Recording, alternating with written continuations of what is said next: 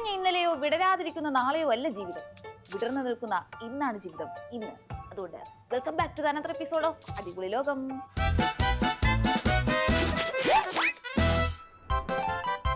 കൊച്ചിനെ കണ്ടാ അറിയാം അങ്കണവാടി പോകാൻ പ്രായമായിട്ടില്ല എന്ന്. എന്നിട്ടും അതിനെ ഉന്തി തള്ളി വിടുക. ഷോ, അതിന്റെ കരച്ചിലൊന്ന് കേൾക്കണം. അയ്യോ, അംഗൻവാടി പോയി പഠിക്കണ്ടായോ?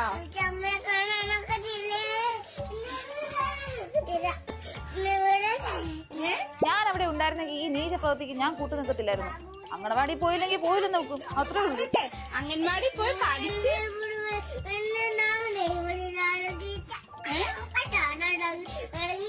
അടങ്ങിയിരിക്കാവോ?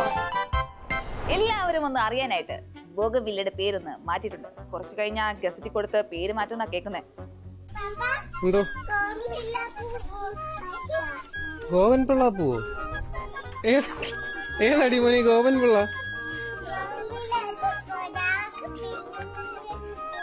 ആർക്ക് വന്നേ കാണിച്ചോ?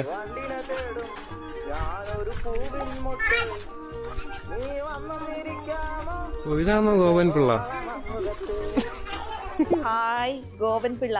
പഴയ പേരുമായി ചെറിയ സമയം ഉണ്ടെങ്കിലും കൊള്ളാം, നല്ല പേരാ. ഇതാണ് ഗോവൻപിള്ള.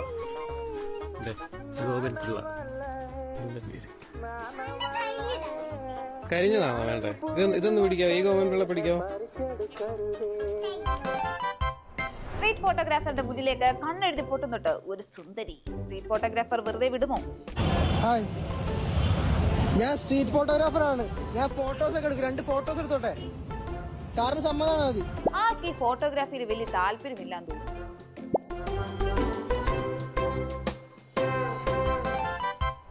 പെസഹാപ്പ് മുറിക്കുമ്പോൾ ഹാപ്പി ബർത്ത്ഡേ പാടിയാൽ കുഴപ്പമുണ്ടോ?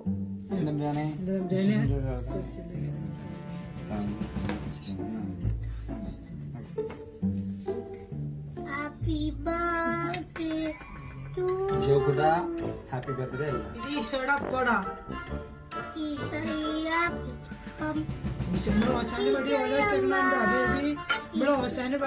അമ്മച്ചി അവനെ കാര്യങ്ങൾ പറഞ്ഞ് മനസ്സിലാക്കാൻ ശ്രമിക്കുന്നുണ്ട്. മനസ്സിലാക്കിയത് വെച്ച് വിത്തിൻ സെക്കൻഡ് പയ്യൻ അടുത്ത പാട്ടുണ്ടായി. എന്തായാലും അവനിൽ ഒരു കലാകാരൻ ഒളിച്ചിരിപ്പുണ്ട്.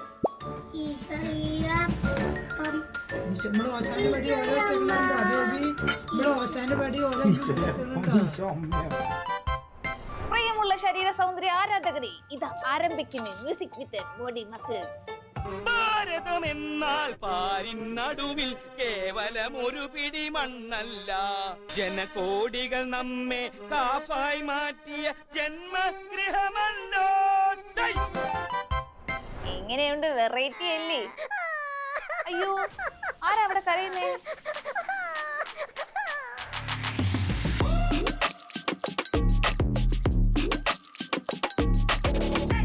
ജെറ്റ് വിമാനം പോകുന്ന പോലെ പോകുന്നു, പാവം.